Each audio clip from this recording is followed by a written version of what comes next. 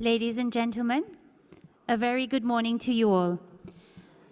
I'm pleased to welcome you to day 2 of the conference on digitalization and sustainable tourism. This morning, we have 2 sessions running in parallel. The first plenary session on fostering sustainable tourism development in the digital era will be held in this room. We have on stage Dr. Cabrini, Dr. Glazer, Mr. Waterman, and Professor Richard Butler. Dr. Robin Nunku will be the moderator for this session. At the same time, a breakout session on harnessing the potentials of digitalization for tourism development will be held in the Bel Air meeting room downstairs in the Business Center. The panelists for the breakout session are Dr. Gonzalez-Soria, Dr. Upasana Singh, Mr. Barry Lin, and Mr. Rupanand Mahadev. The breakout session will be moderated by Mrs. Amanda Hills-Balfour. Delegates wishing to attend the breakout session are kindly requested to proceed downstairs now. Otherwise, I hand over the floor to Dr. Nunku. I think it's important to know how those two are intrinsically and extrinsically linked. And to do that, we have on this 4 speakers. Okay, they are all experts in their respective field, looking at different aspects of sustainable tourism and digitalization. So just an overview of how we're going to proceed. We have 4 speakers obviously, so I'll give 20 minutes to the speaker. Okay, Dr. Luigi Cabrini, the chairman of Global Sustainable Tourism Council, and the panelists would have 15 minutes each. We'll take the questions at the end of the discussion, at the end of all the presentations, so that we can have a comprehensive list of discussion. And please let us know to whom you're addressing your question, if it's addressed to one individual specifically. Thank you. So I'll invite now Dr. Luigi Cabrini, chairman of Global Sustainable Tourism Council, to make his presentation. Dr. Cabrini is the chairman and the board of directors of the Global Sustainable Tourism Council and the former director of sustainable tourism at the UNWTO. He has led several initiatives on sustainable tourism at the global level, on tourism and climate change, tourism and biodiversity, observatories for sustainable tourism, the green economy, tourism and cultural heritage. So Dr. Cabrini, now I'll ask you to start the presentation. Thank you very much. Good morning to you all. What a great night we had yesterday. I think a taste of the joie de vivre de Mauritius. I can also see that a lot of wine was served because there are not many participants today as there were yesterday. But anyway, I thank you for being here, and I hope that we will have an interactive section today. So this was already shown yesterday, so I won't repeat what has been said. I only want to highlight the yellow area of these slides. This is Asia. Asia is basically driving most of the growth of international tourism. China is today the top spender in international tourism, and the Chinese tourists spend the double of the next, which is USA. Now, only 7-8 years ago, China was not even the first, so that gives you a taste, an idea of how this emerging China, India, new middle classes emerging in these countries, and with a high propensity of expenditure in travel and tourism. Another characteristics of the development of tourism today is that if you see this graph, by the year 2020, the 20 most popular destinations will have received 120 million international tourists more. The almost 180 other countries will have about 50 million international tourists. So there is a concentration on the most visited destination, which has an impact también on the over-tourists that I will address later in my presentation. This is the sunny side of tourism, the positive issues, 10% of GDP, 1 every 10 jobs, and a number of other benefits. I'd just like to mention 2 examples. Maldives was in the list of least developed countries. Thanks to tourism, was able to get out of that list.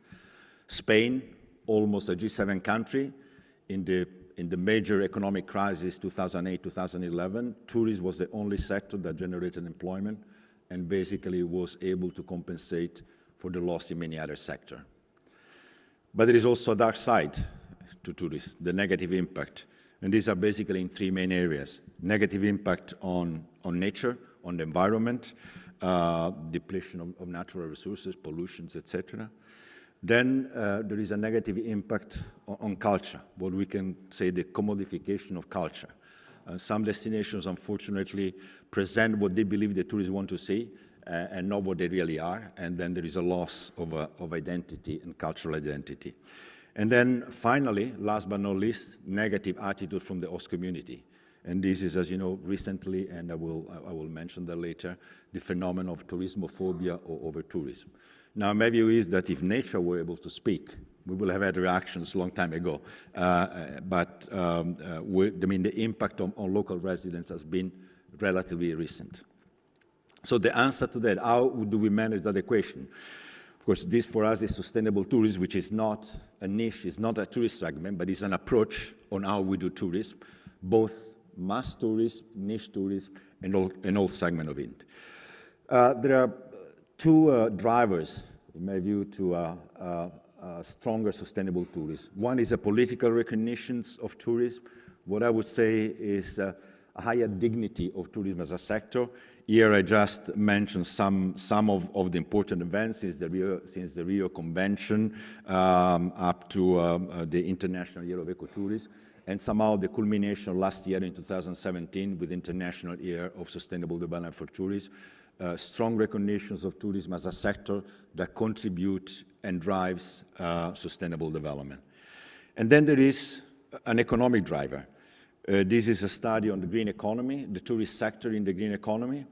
And basically what the study told us, and tells us in fact, is that if you have a green scenario with more renewable energy, with investment in biodiversity protection, etc., you end up with a scenario where not only you reduce energy consumptions, greenhouse gas emissions, but basically you create additional jobs.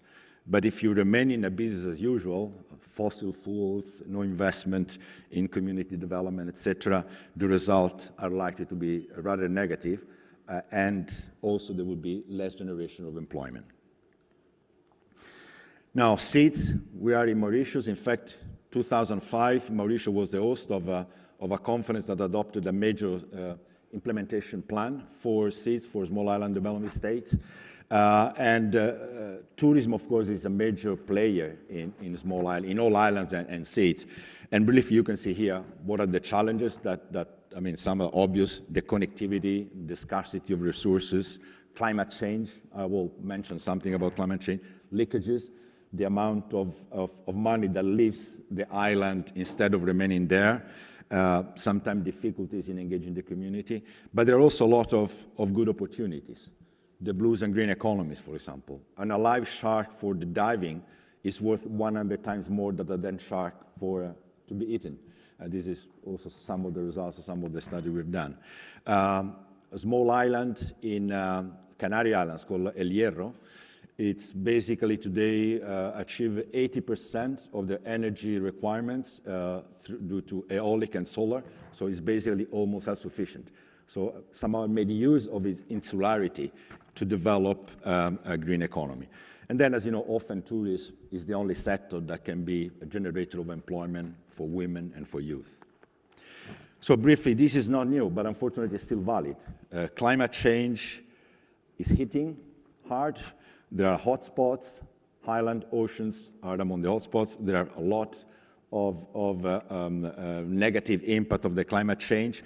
And yesterday, Lyman addressed a bit the issue on the mitigation side, how the tourist sector can reduce its emission. But I think it's important to see also from the perspective of the adaptation, what the tourist sector needs to do. So this chart basically shows you the various impact of climate change, from water supply, health of coral reef, biodiversity change, sea level rise, etc., etc. And the colors, yellow, orange, and red, is the time frame on which these are likely to impact more likely or more strongly. And as you can see, all of them are likely to have impact, many already now, and some in the near future. So mitigation on one side, but adaptation as well. There's a pretty strong message. And if you look at what is the flexibility of the different component of the tourist chain, we see that the tourist is the higher flexibility. And in time of digitalization, even more. You know, in a day, you can change your destinations, you can change your travel plans, etc.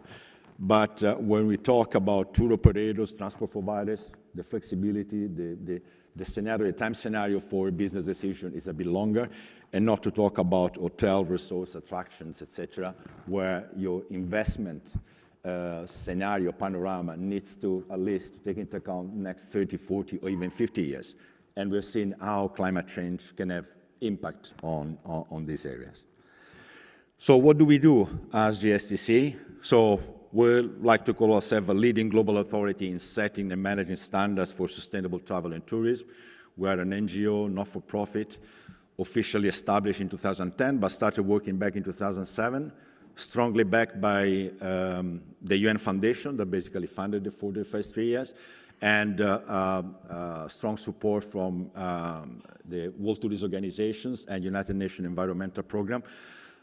But from the beginning, pretty much oriented toward the private sector. And if you look at some of our members, Royal Caribbean, Intercontinental, TUI, etc., you will see that this is, I think, a bit of our strength. What we try on the one hand to have be legitimized and recognized as an impartial international body, but what we believe it is a key if you want to be more sustainable is to be able to influence and to get on board the major players, the major companies in the tourist business. So our main core work is the criteria. We developed the first set in 2008 for hotels and tour operators. Then we had the destination in 2013, and last year the criteria for industry. This is basically an umbrella that will include all the different segments from cruise, transport, etc., MICE, etc. And basically these criteria are a set of very simple statements. Maximize positive benefit, minimize negative impact. It's as simple as that. There is not a final solution. It's all a matter of how you graduate the impact of your tourist businesses, and of course organized in the traditional 4 pillars of sustainability. These are being translated in 20 different languages. They are of course freely available on our website. We have also done an exercise in SDG, will be also topic of the panel today, and we basically matched each of the 41 criteria for destination with one or more of SDGs. So if you're interested, again, you can have a look at the website of GSTC and see what is the relation between each criterion and the Sustainable Development Goals. So very briefly, how do we use these criteria? For, I would say, 2 main reasons. One is to assess destinations. It's basically giving a destination a diagnostic of where it stands, making an assessment against the 41 criteria for destinations. And basically, this is some of the work we've done, many islands, many coastal areas. And basically then delivering to the managers, to the leaders of the destination, a report with a number of bars, where the red are the criteria which are still not met, the yellow, we're getting close, green, they're okay, and basically putting the element for a roadmap in order to be able to improve and to address the shortcoming of that particular destinations. Another program that we run, and I think it's an innovative program, is what we call Integrity Program. This is basically creating an accreditation in the tourist sector that did not exist. We have then 2 levels. One is the recognitions. A certification program approaches us and want to know whether the standards are in line with the GSEC global standards. So we do assess them with an accreditation panel and we'll tell them yes or no. And then the next step, which is the accreditation, which means that it's not only the standards, but all the processes follow the ICL code, impartiality, competence, transparencies, etc. So some of the recognized standards here are international, some of the international recognized standards, Rainforest Alliance, GSEC, Biosphere, Green Key, etc. Some of the national recognized standards, Ecotourism Australia, and Green Stars Hotel in Egypt, etc., etc. Now, the accreditation, we have so far been able to accredit 5 programs. These are Ecotourism Australia, Control Union, Travel Life, GSEC, and Forest Alliance. So what is our message? What we don't want to replace certification program, we want to strengthen them. There are today some 300 certification programs dealing with the tourist sector. Some of them are better known, some of them are less known, but the fact is that there is a certain amount of confusion from this point of view of the travel of the consumers, what that this label means to me, who verifies what they say is true or not. So through this accreditation process, we basically aim at reinforcing and basically telling the public, look, these for the moment are 5, but there will be more. These, they all meet the global standard of the GSTC, and they went through a process of verification, which is impartial, et cetera, et cetera. And then the product with the certify, an hotel, a tour operator, or destinations can use, beside the logo of that specific certification program, the logo of the GSTC.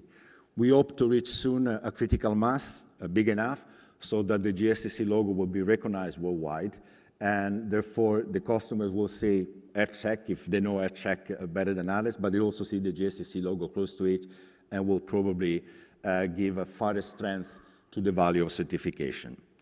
You know, eco-labeling is on the rise. We have, for example, in FSC, the Forestry Stewardship Council, I think more than 50% of wood products are certified today.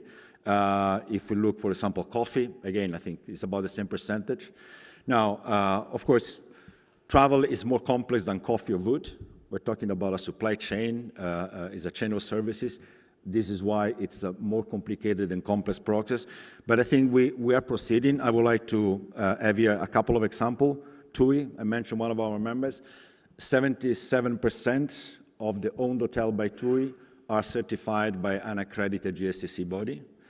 Another example, Royal Caribbean, the second largest cruising company today, they committed by 2019 to ensure that all their tour operations, when they reach the destinations, are certified by a program which is accredited by GSTC. So I think we're doing, I believe, a good progress.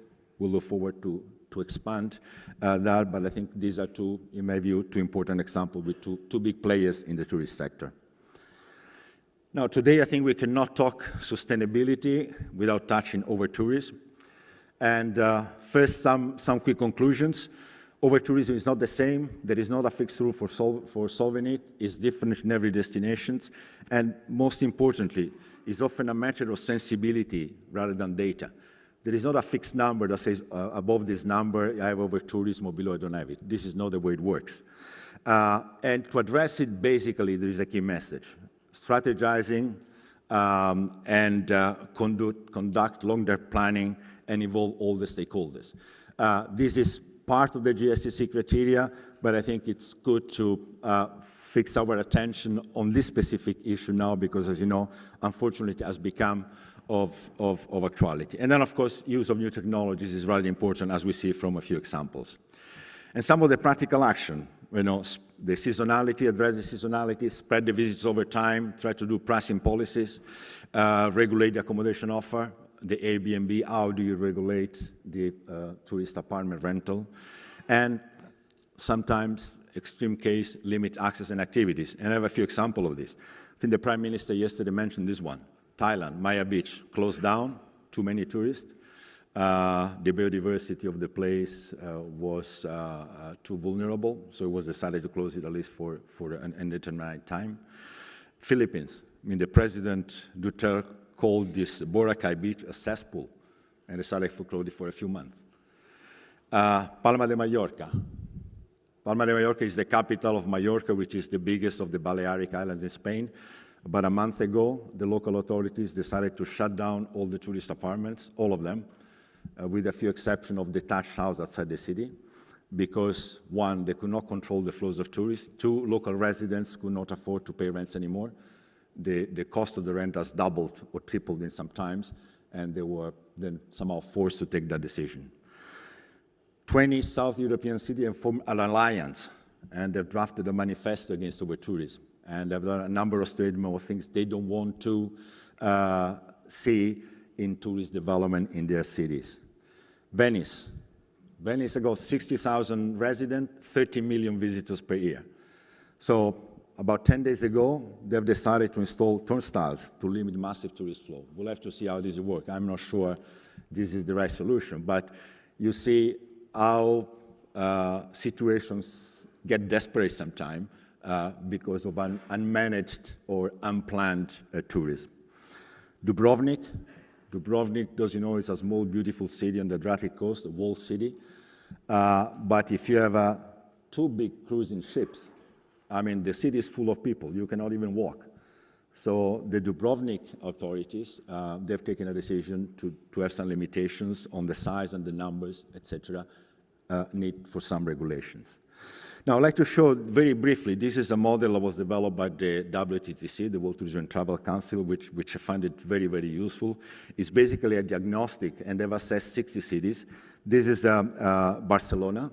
So this is a diagnostic that basically tells you where you have your major vulnerabilities. You know, Barcelona has been on the news as well for a few months now, and indicate where the major problems are. In the case of Barcelona, it's about overloaded infrastructure, it's about attraction concentration, it's about density of tourism. So this model of WTTC basically takes into account a number of elements, which is the alienated local residents, the degraded tourism experience, the overloaded infrastructure, the damage in nature, and the threat to cultural and heritage. And then this was a report done, I think, by McKinsey for WTTC, and then they established 9 metrics in order to be able to measure how whether there is or not this vulnerability in terms of percentages compared with other destinations. Now, it's very interesting to see that negative TripAdvisor reviews as one of the biggest metrics. So we're talking about digitalizations. Here we have in part of science now is basically the review and the opinions of travelers through an engine like it is TripAdvisor. So the share of poor or terrible reviews basically, and the percentage of that gives you one of the elements that allows you to assess whether there is an over-tourism stress or an overcrowding stress in a specific destinations. Other elements are the arrival seasonality, the density and intensity of tourism, how many tourists are in the same attraction at the same time. And I find this model pretty useful, has been used for cities so far, but in my view, it's pretty useful for island as well, especially for all destinations who have a certain geographical limitations. Now, you can also have a more positive approach. We're seeing, the cases we're seeing is basically shutting down or limit activities. Now, Amsterdam has tried to have a more positive approach, and it's basically using new technologies, digitalizations. So you have a web, first of all, I think most of the cities is easily accessible by Wi-Fi. You can have at any given time know whether a top attraction is crowded or not. You can receive automatically notifications or where you better don't go at that time. There is even one of these applications that based on your social profile, if you agree to it, or Facebook or whatever, tells you what you're likely to like, and maybe orient you instead of being on the canals, which is overcrowded, they send you somewhere else because they know that you like, I don't know, food or horse riding or whatever, you know. And another thing, positive example, and I think has to do with digitalization as well. This is very recent, Elba Island. Elba is an island in Tuscany, in Italy, and they've just signed an agreement with Google. So they were able basically to map all islands, all the tracks, all the beaches. I think it's the first island which is totally mapped. So every visitor that goes there through an application is able to see in Google Map where he is or she is, where he can go, etc. So this is again another, I would say, very positive use of digitalizations in order to manage and to improve the quality of visitations. Okay, so then just some final conclusions. I think it's clear from my presentations that we should not really aim at numbers. as many plans do. We want to increase from 1 million to 2 million. I don't think this is the way. We should focus more on the quality and more on the benefits we expect from a tourist growth. There is an increased demand for authenticity, and I think we should catch our market opportunity. And there is a demand for responsible products. At the panel we had yesterday, it was a presentation, I think, from Sun Hotels, and I've asked them, but why you spend money and time on being certified? They say, well, TUI, which is our tour operators, will basically sell the products that are certified. And TUI sells certified product because the customers demand certified products. So there is a demand there. It's a good investment, not only to improve your management, but also to have a better market access. And brand that you are sustainable. And brand it in a way that does not only say, I'm saving 20% of energy, I'm saving 50% of water, but tell the customer what is in it for him or for her. You know, tell him how an authentic local food is much better than an imported one. Explain the benefits of visiting a sustainable destination or a sustainable hotel. And finally, again, I mentioned before, but involving the community, stakeholders, large chain, sit around the table, define a strategy. I think this is the best solutions to have a more sustainable tourism. Thank you.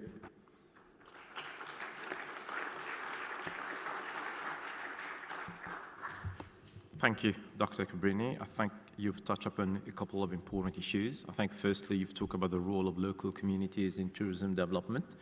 You've talked a little bit about resident attitude towards tourism, and especially what's happening, which I think is missing a lot in policy making. Okay, especially, I think that becomes very important in terms of understanding how residents react to tourism, especially when we're talking about over-tourism, which is a new phenomenon now. And thank you also for allowing us to go through the role of GSEC in sustainable tourism. I think that was great. So thanks a lot for your presentation. Okay, our next speaker now is Dr. Dirk Glaser, who's the Director of Sustainable Development of Tourism Program at the UNWTO.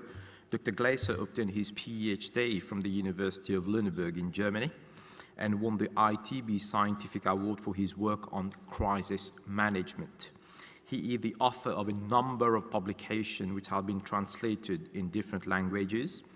The Department for Sustainable Tourism, Development of Tourism, deals with the different challenges and opportunities of tourism development, among them environment planning, investment and finance, risk and crisis management. Dr. Glaser, the floor is yours. Thank you very much. Good morning. There's the presentation. We are 100 persons or more here in the room. It looks empty, but it's a large crowd. For being a second day in the morning and being a competitor to the beach, that is quite a challenge.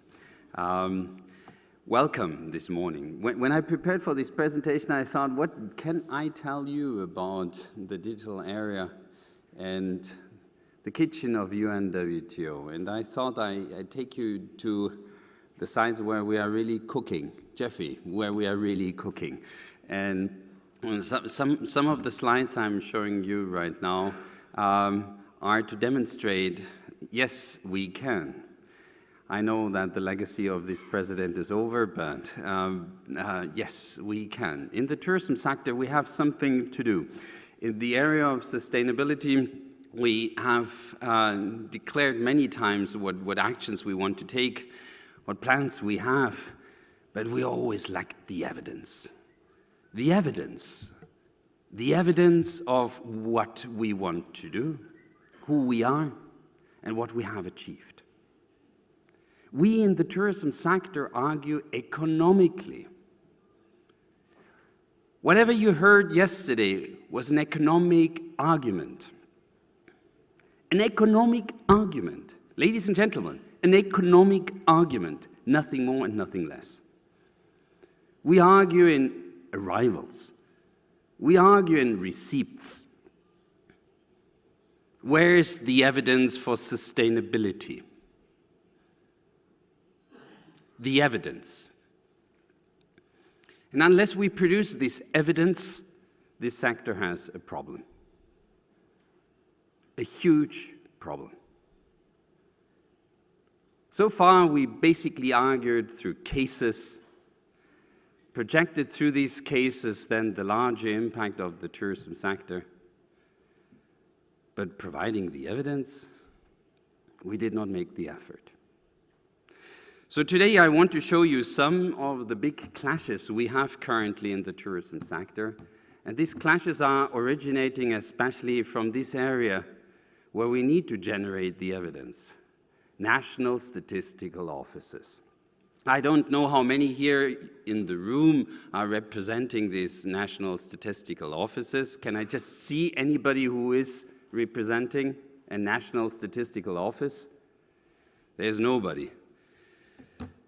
Increasingly, they are getting engaged in the discussion, especially the Sustainable Development Goals are forcing them to provide evidence. The Sustainable Development Goals, which we have seen yesterday, were formulated, substantiated by targets, and in the end, by indicators. But how many of you know how much evidence is existing for these indicators? Only 40% of the indicators of the SDGs can currently be measured. 40% only have hard evidence collected the way how national statistical offices are thinking that this is hard evidence. 60% are called or classified as Tier 2 or Tier 3, meaning an absence of methodology or an absence of evidence, data.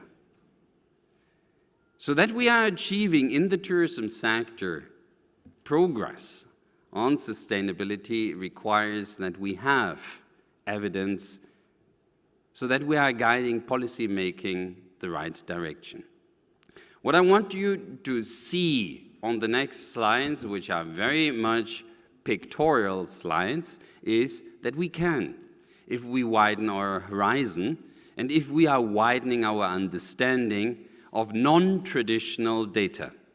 The tourism sector right now is benefiting like no other sector from the insights of big data, providing here insights on how we are really performing on the ground. I take you through some slides and the responsibilities related to the interpretation of this information to give you an insight of how digitalization is impacting the discussion on sustainable tourism. Let me start with the first slide, which is supporting my argument of sustainability. What you can't measure, you can't manage. Ladies and gentlemen, the 100 persons here in the room committed to listen to our discussion early in the morning. Management requires that we are informed, that we know that through our actions we have made a difference, that our investments, our guidance as such, have made a difference. For that, we need to know what is the baseline, and we need to know what is the impact of our interaction. So the first thing in the tourism sector, and you know we classically report the year after the arrivals of the tourism sector, arrivals, simple arrivals, not really understanding who arrived. But we understand that there is a success when we are reporting that more tourists arrived. But we don't know actually where did they go? What did they do? Classically, and please remember that, classically we measured tourism through surveys. Classically, we asked people, what did you do when you came to this destination? What did you do when you left the country? Our understanding is based on the memories of tourists. Although that is in the end influencing official statistics, this is limited. What you see here is a picture dating back 6 years. It's an economic heat map, where you see in the red colored those who are visitors, in the blue those who are already in the destination. It's the destination of Barcelona during an event, and you see the economic impact, the behavior of people throughout the day. That was possible already 6 years ago. When you see this here, you see the impact of people on the spot, timely. The moment we are measuring is the moment they are behaving. What you see here in this picture is the economic pattern of tourists in a destination. You see the average spending, 55.84 euros per transaction. And you see the countries of origins associated to this behavior. Spain leading, here the spending. Here you circle this more down to a tourist attraction, and you can measure what people being close to these tourist attractions are actually doing. You understand who is visiting your destination. You know who is there. You know what they are doing.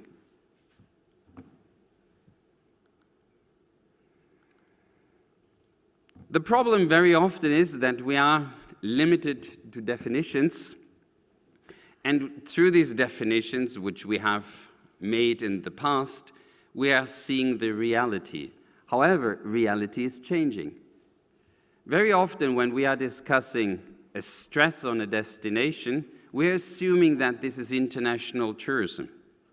But we simply don't know who are these people we are confronted with in the streets. Citizens do believe, as I just said, it's international tourism. We don't know. Bruges was a destination, having gone deeper into that, understanding in the end better how this, what others discuss as over-tourism, was actually being. And they realized that people perceived to be tourists in the streets were actually citizens from the surrounding areas of the city over the weekend visiting the city. International tourism was just a small part of this crowd, but being associated with the success of tourism. We need to understand better, actually, what is happening in those destinations. And here you saw an example. It was taking place in Spain, later on taking to Mexico, where through better measurement, seeing where people are actually leaving the usual environments of residence, tourism is happening and what impact that is producing. Before we speak about sustainability, we need to generate the necessary evidence of what is actually happening in this place, what interactions we are actually seeing, and then we are able to manage. Responsibility is another element. When we speak about now the opportunities of new data sources, non-traditional data sources, to bring the evidence for this management discussion, we need to see what we had in the past. It is not a 0 and 1. It's not a black and white discussion. It is a discussion of informed people. What I wanted to show you here is the exercise which is taking place at Eurostat, one of the organizations I consider the most responsible organization currently analyzing the evidence for better management of tourism, for better management of sustainability. You see here 2 time series, both of them, I think you can't read that, both of them representing outbound tourism. These are Belgians traveling abroad, measured in 2 different ways. One is the way of the official statistics, and that is the red line. The other one, Jeffy, Belgium, right? That's close to you. The other one, the blue line, is telephone, mobile data of those Belgian citizens traveling abroad. What you see over here and that is interesting, 2 peaks. Eurostat analyzed official statistics contrasted by mobile data, and you see over here a peak around 7 days and another peak around 14 days. You know how this official statistic produced? As I showed you at the beginning, people were surveyed. People were asked, how many days did you travel abroad? And they replied, a week or 2 weeks. And you see here this peak around 7 days and 14 days. But actually, what they were traveling, contrasted by mobile data, were 5 days, 6 days, 11 days, 12 days, not a week or 2 weeks. What they actually replied to the survey, which is influencing, which is the basis of our official statistics, was somehow biased. We need to understand that this data as such is influenced by this bias. We need how to use this time series properly, and we need to respect this data.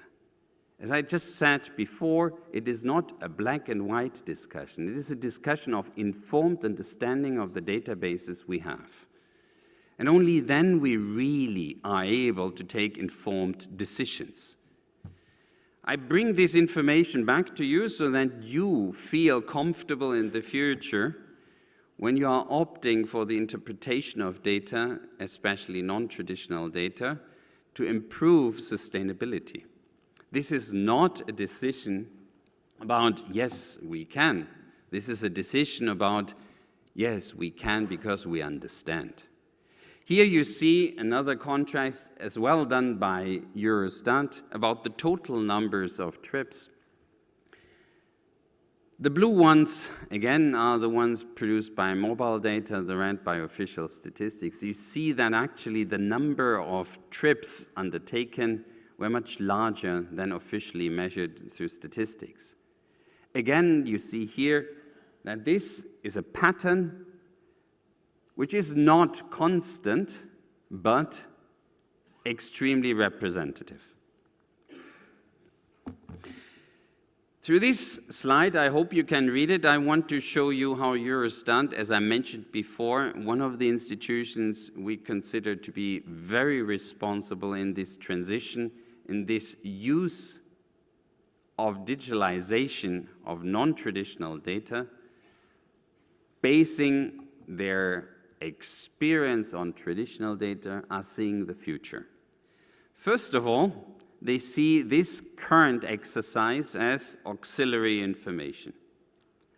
Using this information from non-traditional data sources to fill data gaps, so-called flash estimates. And if you know the kitchen of UNWTO, you know how many countries we are lacking information for.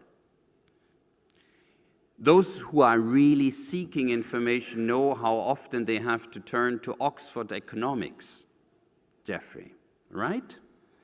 The data which is then often quoted as WTTC, Oxford economics. Actually, what they are doing is filling the data gaps. They're producing data where national statistical offices normally don't have data. But here we have to show responsibility in the future. We are able to fill these data gaps. But we have to also bring the methodology to the daylight for the way how we source this information and how we are filling these gaps. In the future, we partially can replace official statistics through non-traditional data, and then in the last phase, rethink the whole approach. Because what you saw here is much more timely, cost efficient, but we shall be careful in the interpretation of this data, and especially the dependency. I will show you now 2-3 slides on dependency, how this discussion currently is evolving, because many national statistical offices will show you or express towards you the concern that, yes, if we depend right now on mobile data, then we are depending on contracts which are costly, and we might not be continuing this discussion the next year because they are no longer providing this information. But what we also see nowadays are not only these sources, but other sources of information which can complement our interpretation, which for us in the tourism sector is relevant. Now I show you the exercise.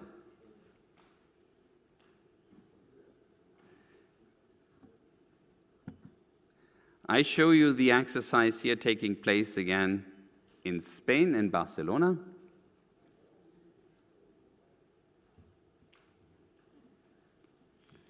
Cell phones, you see, they are omnipresent.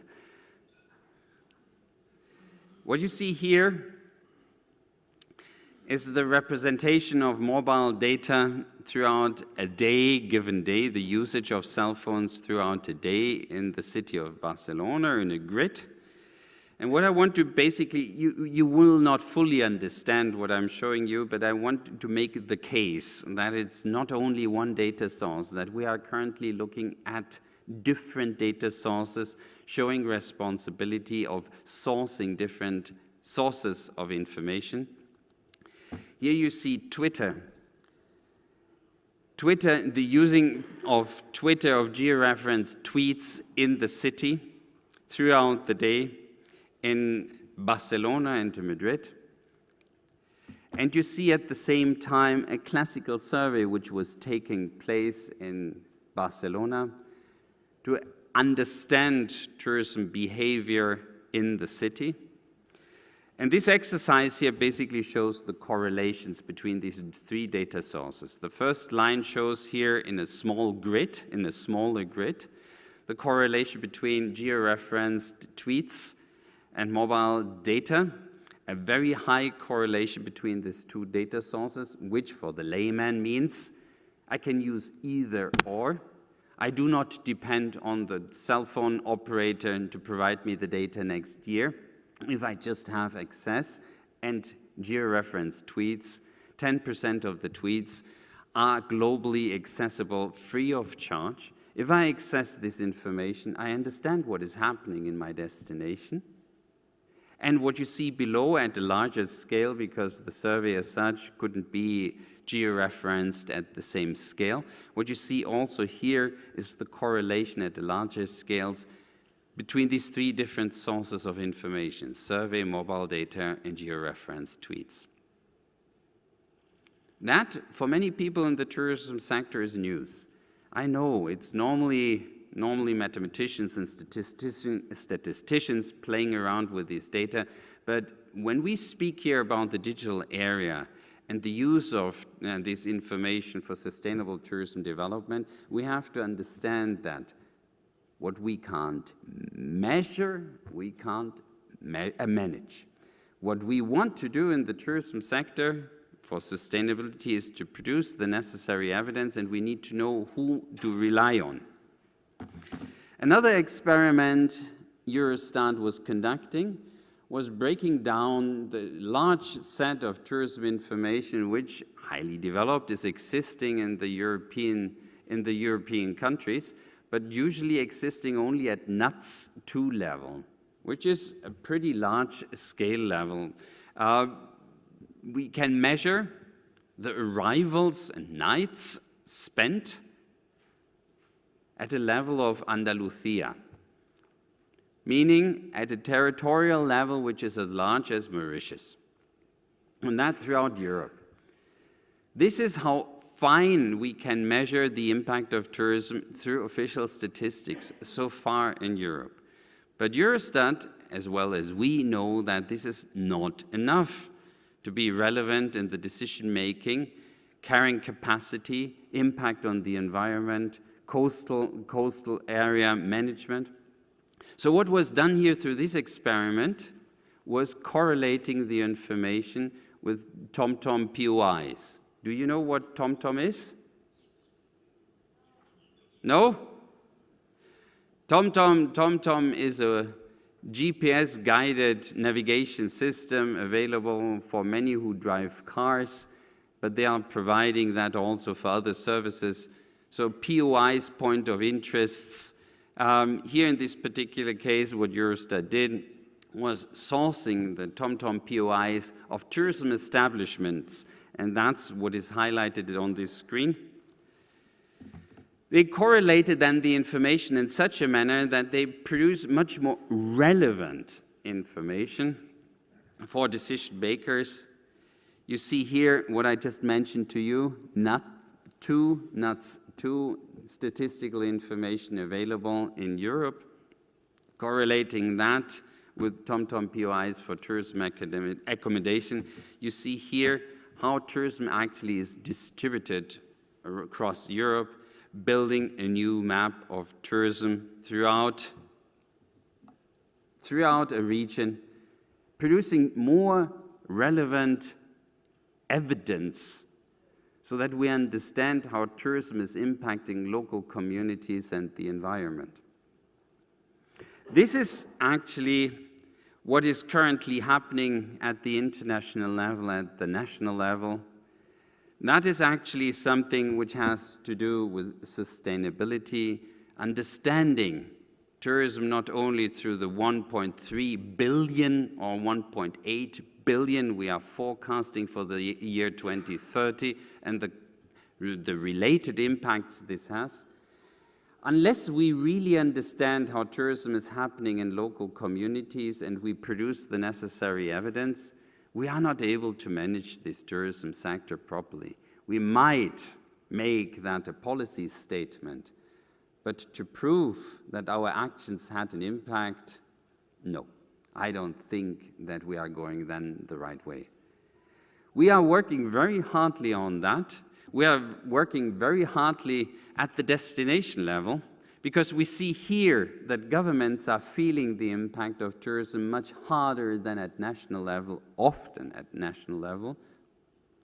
We feel that here the success of tourism is translating into parties getting voted in and out of office, and because of that, addressing tourism in a way how we haven't seen that before. We see currently that national governments are understanding that and translating that approach that destinations are committed to better manage tourism through evidence. And I wanted to show you two countries, although we have currently 3 national governments measuring at national level based on destination level. And these processes are taking place and expanding to our understanding across the world. This here is Mexico. Mexico just finalized the national law of collecting information georeferenced, meaning relevant to the spatial place. Many of the presentations referred so yesterday to the information, how relevant that is. Establishing here observatories at the forefront of measurement, but at the same time ensuring that there's consistency and that what is collected at the local level is then also of relevance at the national level and being accessible the other way around. This is the process of change in Mexico. This is the process of change in Indonesia, where also a system was developed to expand and incentivize measurement at local level, but aligning it with standards and needs at national level. And the last country just recently joined this process, completely independent. It's not guided by UNWTO, but we are seeing it positively and making wherever necessary the recommendations they need. Portugal. Portugal is leading currently the Tourism Committee of OECD. The same approach that destination management is supporting national objectives of evidence-based policy making. Ladies and gentlemen, what I wanted to show you here is something which goes beyond the economic dimension. I wanted to demonstrate to you that it is possible to produce evidence. I know that many of you are taken by surprise because these slides as such are showing you that to a level of detail we can understand the tourism sector. I wanted to encourage you to see this positively. I wanted to encourage you to do that with responsibility. The slides of Eurostat were intended to demonstrate that there are institutions embracing this approach with responsibility and with thoughtful analysis. I wanted to make the case that tourism can produce evidence. Although we haven't done so in the past in a timely manner, we can. We just need to change the approach. And if we have this evidence, then throughout the 3 dimensions of sustainability, we can make the case. And Jeffrey, you asked yesterday, why are we just represented in 3 of the SDG goals? And in our way out of the restaurant, I told you, yes, it was a hard time to get us into these 3 goals. But actually, the tourism sector is lacking, even for these 3 goals, the evidence, Jeffrey. It is lacking the evidence. We haven't done the homework, right? Yes? And right now, my case I wanted to make here in this conference on digitalization is, yes, we can wait right now another 5 to 10 years to develop the methodology, to develop the surveys to measure our impact. But ladies and gentlemen, we don't simply have the time to do so.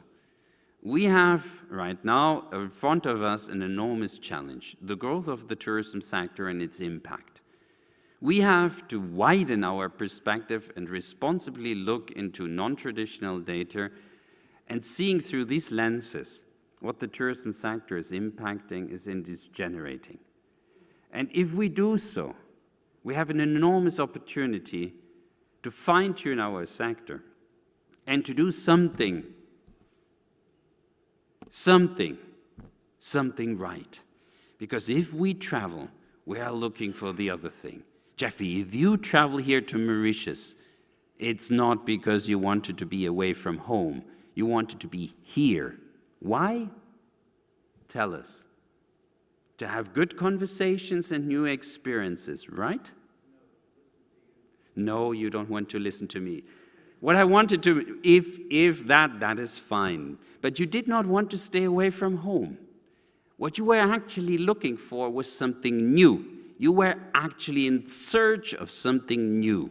You are traveling because you are in search of new experiences. We all are.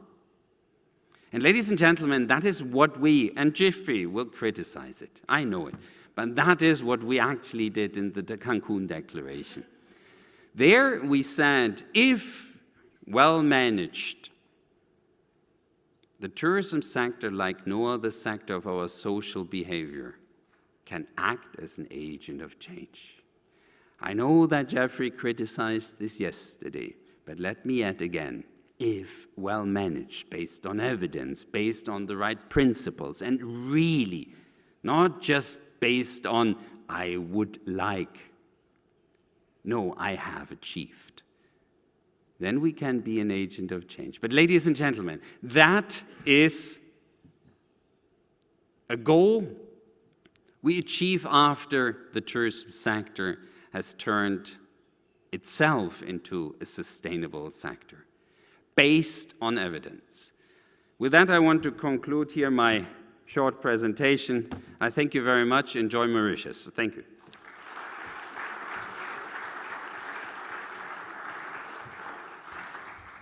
Thank you, Dr. Glaser, and I'm sorry, Jeffrey. Yeah, I think you've raised a very important point. I think the irony in that is, including me, we all travel. We all travel to different places of the world in conferences to actually go and say, you know what, traveling is not good. To actually go and say, you know what, we are creating emissions, but that's the nature of things. So thank you very much, Dr. Glaser. I think you've talked very pertinent issues when it comes to evidence-based decision-making, okay, and coming from academia and the university world, I cannot not disagree with you. Okay, so thank you very much. Our next speaker is Mr. Leighton Waterman, the Program Officer of the Small Island Developing State Lighthouses Initiatives International Renewable Energy Agency, commonly known as the IRENA. Mr. Waterman has been working in the energy sector for over 20 years in various capacities. He is currently the Program Officer, SIDS Lighthouses with the International Renewable Energy Agency, IRENA. he has managed various projects in the Caribbean in support of increasingly the use of renewable energy and energy efficiency. Thank you, Mr. Littlewaterman. The floor is yours.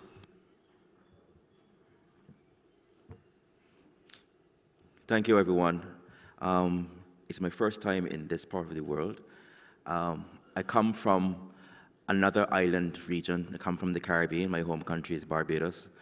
One thing which I have noticed in the few days I've been here are the interestingly very strong similarities between the Caribbean islands and here in Mauritius. So I think that a lot of the times we see ourselves as separate and different, but we do need to acknowledge and appreciate and embrace where we actually do have the linkages and similarities.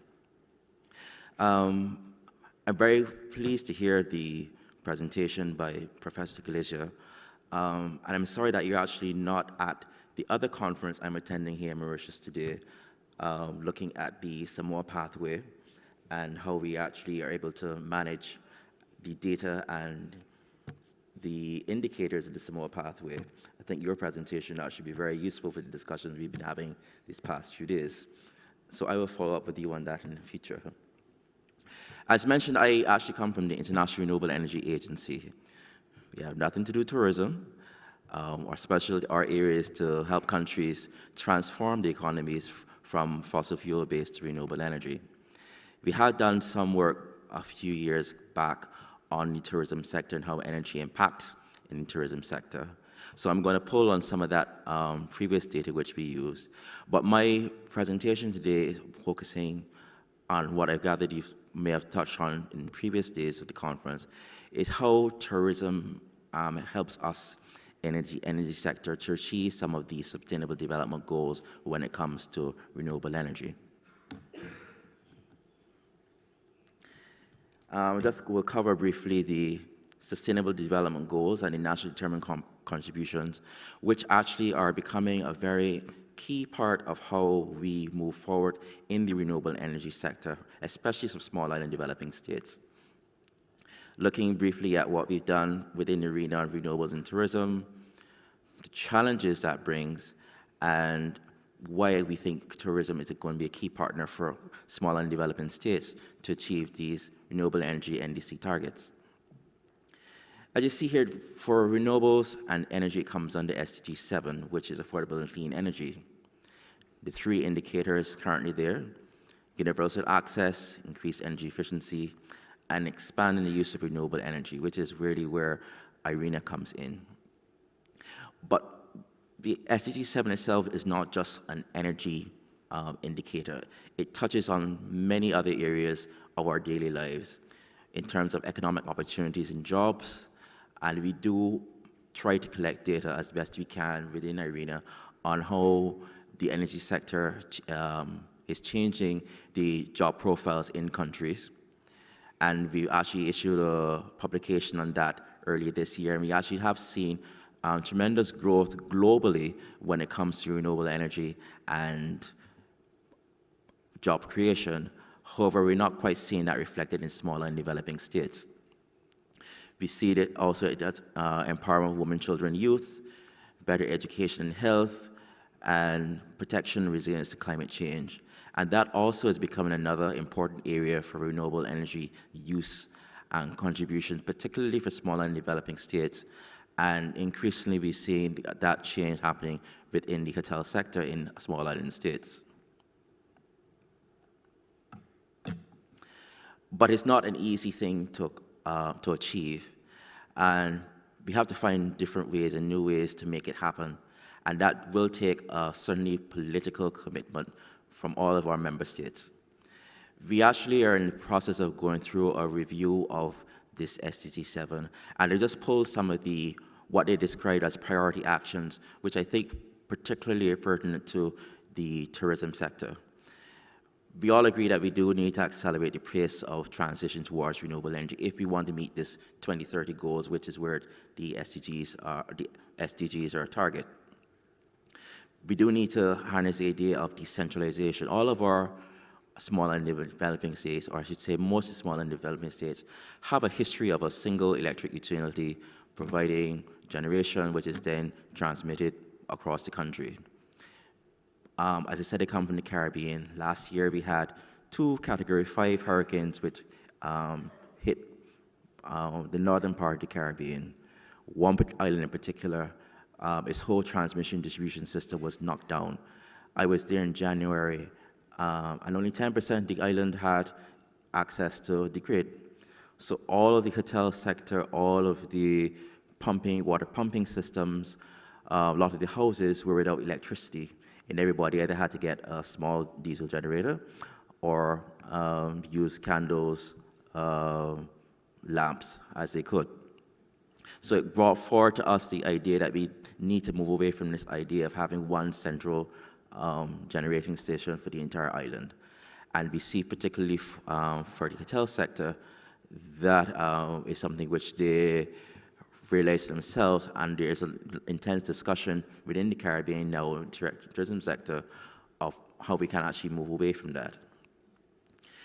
Energy efficiency, of course, I think everyone within the hotel sector appreciates the fact that energy is a high cost for the tourism sector, and energy efficiency helps to bring down these costs and also helps with the sustainability of the hotel sector.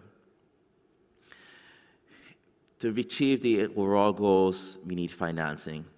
Financing isn't cheap, and I'll show you in the subsequent slide how much money we're actually looking at. The idea of innovation, I think, is one of the issues which is pertinent to the tourism sector, because we see that hotels, because they need to reduce their costs, provide their own electricity or energy sources, are finding very ingenious and innovative ways to do this. And this also helps us with obtaining the overall SDG 7 goals. The idea of harnessing cross-sectoral linkages, again, key to the tourism sector. SDG 7 is not going to be achieved just by power, electricity generation as we've known it traditionally. We do need to provide electricity and energy for health. We need it for water. We need it for tourism. So particularly for us within IRENA, we're trying to move away what we're focusing on, just electricity sector, but look towards those end uses, such as tourism. And of course, bringing all the relevant stakeholders into the discussion. We mentioned the NDCs as the cornerstone of the Paris Agreement. And in terms of the SIDS, the 37 SIDS which have put forward their nationally determined contributions. And of these, 7 of them actually have put a target of 100% of renewable energy by 2030. Of course, that's going to be a very big task and target for them to do. And again, it's not something which can be done only through electricity power generation discussion. We need to bring in persons such as yourselves. And our analysis shows that to achieve the targets put forward, we're looking at $16 billion between now and 2030 to achieve those targets. And interesting about SIDS is that for their NDC commitments, it's been a mixture of technologies and sources which they actually want to have proposed to do this. As expected, most of it will be through the power sector, but then you're also looking at other areas such as solar water heating, biogas, and biofuels. And biofuels is particularly important for the transportation sector, especially for small island states with relatively short transportation distances. Another key point we need to bring out is also looking at the use of renewables within the adaptation discussion, particularly when it comes to climate change within the islands. We've been doing work in the Caribbean where we're working on what we call smarting facilities, where we're looking at the facilities to not only make them robust physically when it comes to hurricanes, but after hurricane comes, they need to be able to operate. So we're looking at some such as energy efficiency, incorporating renewables into making sure that if the grid goes down, they can still continue. And the idea of using the renewables as the backup nationally for the electricity producers. Interesting, one of the things which came up in Irene's analysis is that, yes, you've made the commitments to increase renewable energy, but a lot of the countries had already made commitments to renewable energy in their energy policies. And what they put forward in their energy policy sometimes was actually higher than what they put forward for their nationally determined contribution statements.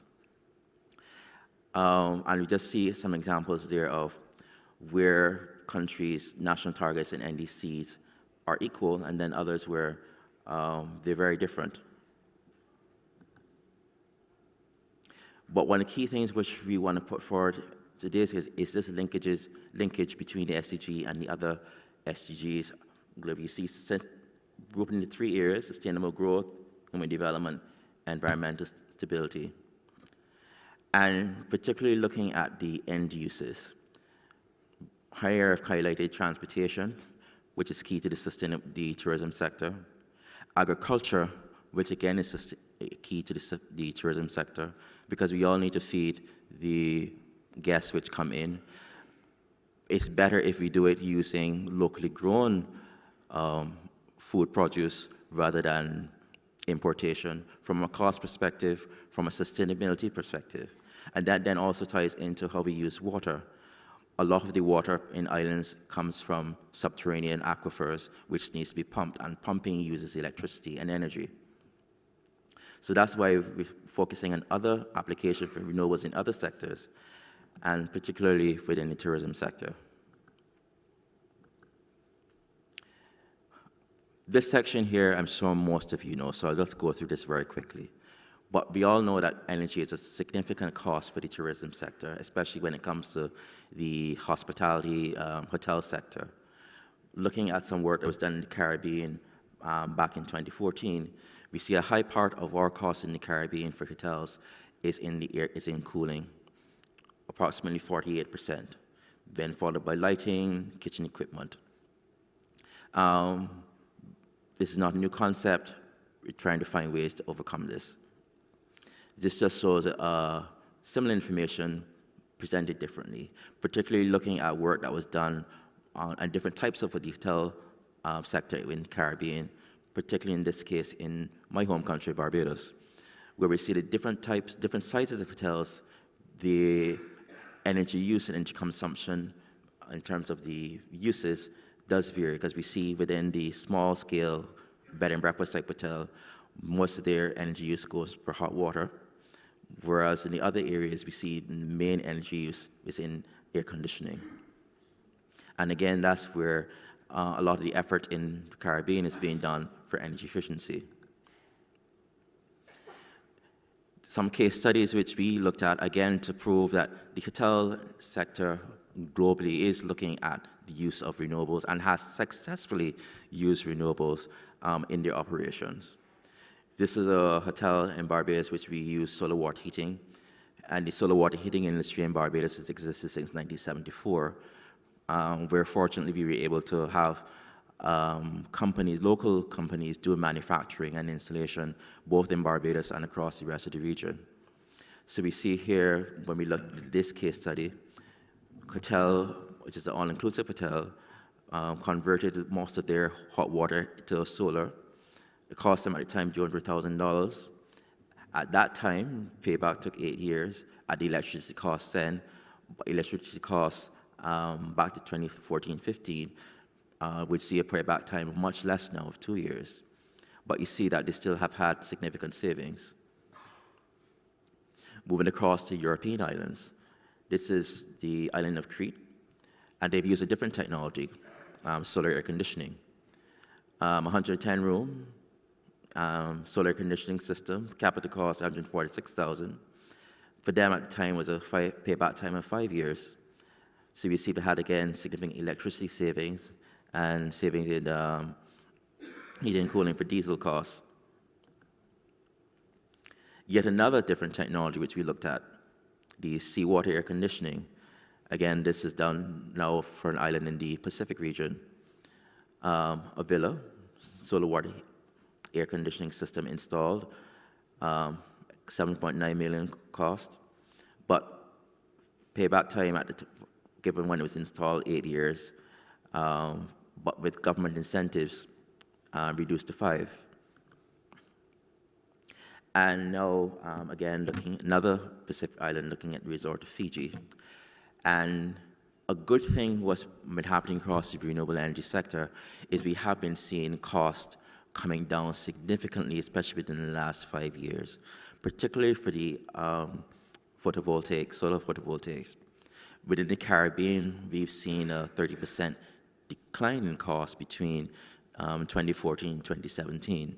So we've seen a huge uptake across the domestic sector, the commercial sector, the tourism sector in the use of photovoltaics in the Caribbean region.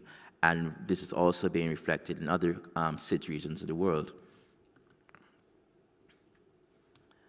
So why tourism, apart from that we're at the tourism conference?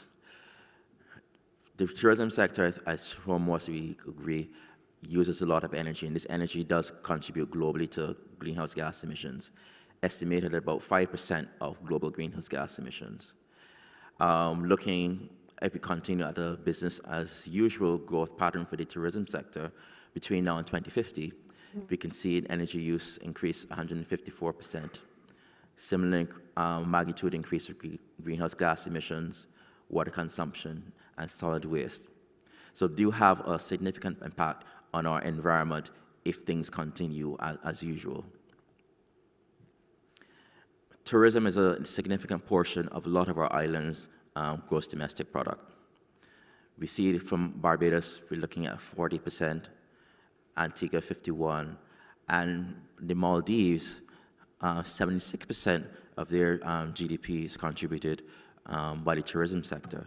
So the tourism sector is not an insignificant part of our daily lives and the economic contribution of our societies.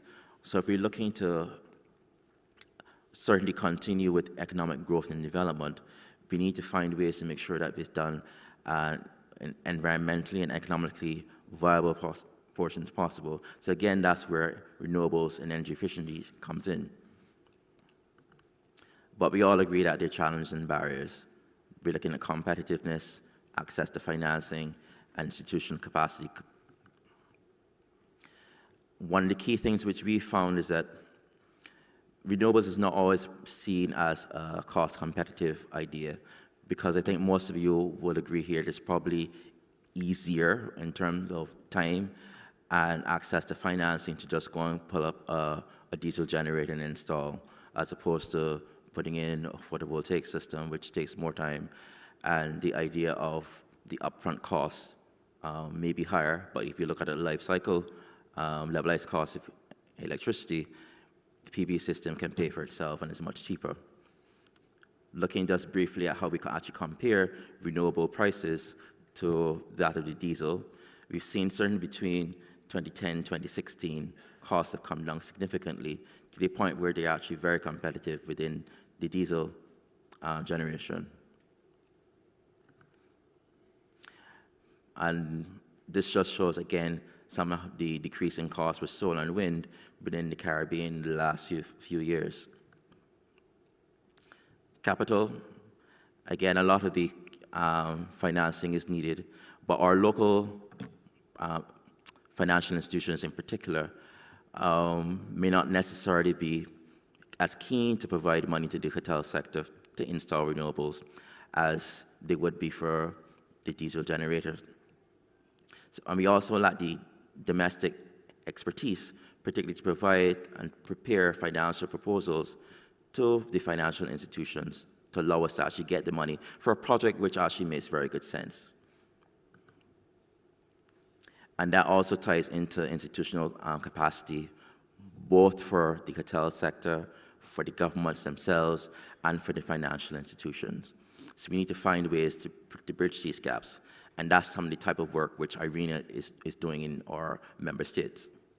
It's helping individuals, helping companies to put together project proposals, financial proposals, which when they get to the financial institutions are properly laid out, make perfect sense, so that they can actually see where their investment would provide for them the returns which they're looking for. But we also need to do this within a good policy and regulatory framework. A lot of the work which we've been doing within IRENE itself also is helping countries to put that regulatory framework in place that would allow an investor, be it a local bank or financial institution from overseas, to be comfortable putting their money into the local economy, into areas such as the tourism sector for renewable energy.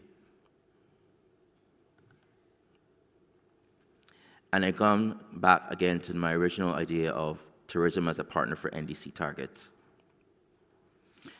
As we said before, we've already started to do work in renewable energy, and I think most of us here agree that it is useful, it can make economic sense. And we can't achieve the renewable energy NDC targets just by building more power stations, which may be renewable, because we don't have the money or the capability to do it. So we do need to look for other partner sectors, such as the tourism sector, which is already started, which is already comfortable with technology. This just shows one hotel in Fiji, which has converted all their roof to renewable, to photovoltaics. But again, apart from the power generation, we need to look at the other sectors which also impact on the tourism sector. This just shows some of the options available which are already in place for the transportation sector. And we try to show examples here of transportation which is indigenous. The tuk-tuks in Tonga, which are using solar for the power. The catamarans also in Tonga, which are using wind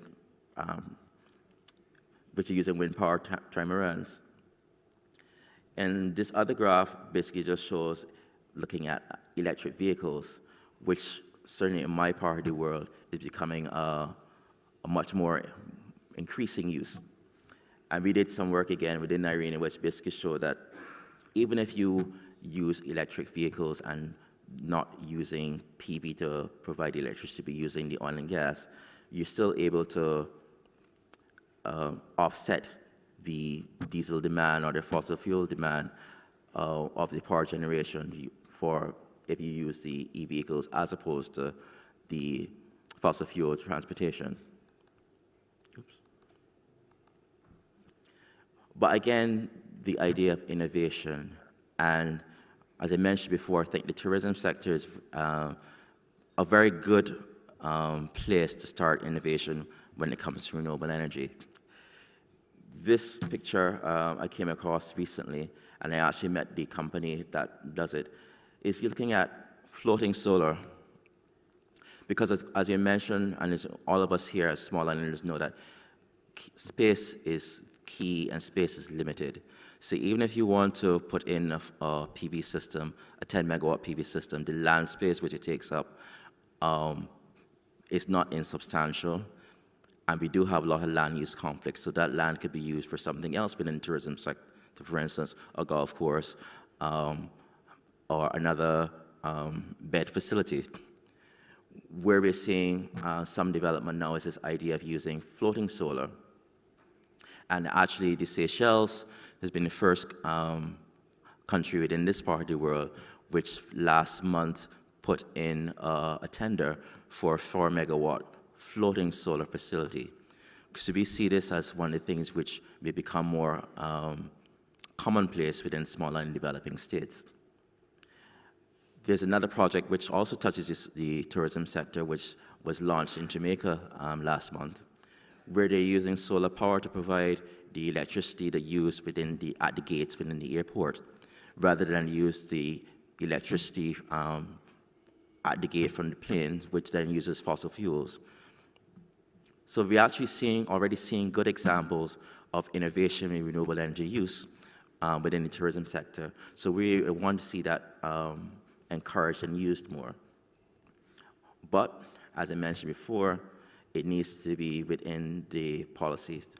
And we think that the tourism sector, as a key part of the economy in the islands, should be at the table to have those policies involved in those policy discussions.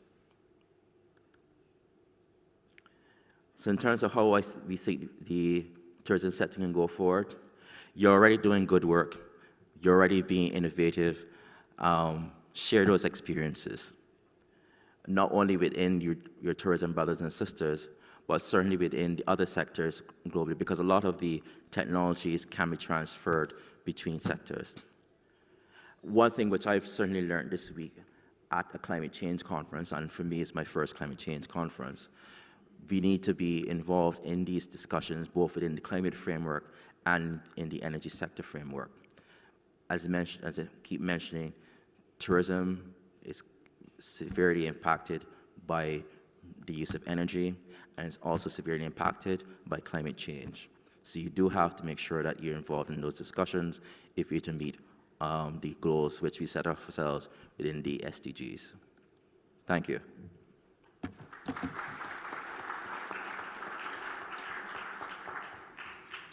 Thank you, Mr. Waterman, and I think that's a very intricate relationship you've discussed in terms of tourism and energy, and how tourism, what the tourism sector is doing and what your organization is doing in promoting sustainable development, sustainable tourism through energy conservation and the different mechanisms thereof. Good. It's time for us to introduce Professor Richard Butler, and I think the best way to introduce Professor Butler is the father and the mother of the tourist area life cycle. Okay, for those who've done tourism planning courses or undergraduate degrees in tourism, it's a core development model that's used in every university. It's the most popular destination development model that's applied in the field of sustainable tourism. So in addition to be the person who developed the tourist area life cycle, Professor Butler is the past president of the International Academy for the Study of Tourism and the UNWTO Ulysses Laureate, and has published over 20 books and hundreds of articles on tourism, with a focus on tourism development, sustainability, and islands. His main research areas are tourism destination development, seasonality, and sustainable tourism. Over to you, Professor Butler. Thank you, thank you, Robin, and I would like to thank the organizers for inviting me here, my first, hopefully not the last visit to Mauritius. I feel as an academic a little like Jeffrey Lippman's woodpecker. You're saying to the snail there aren't any green shoots, and he's saying by the time I get there, there will be. I'm kind of worried that I would be saying to him, good luck, mate, because I think by the time you get there, they're going to be brown and falling off. I think we really do have a problem of time, as Jeffrey said.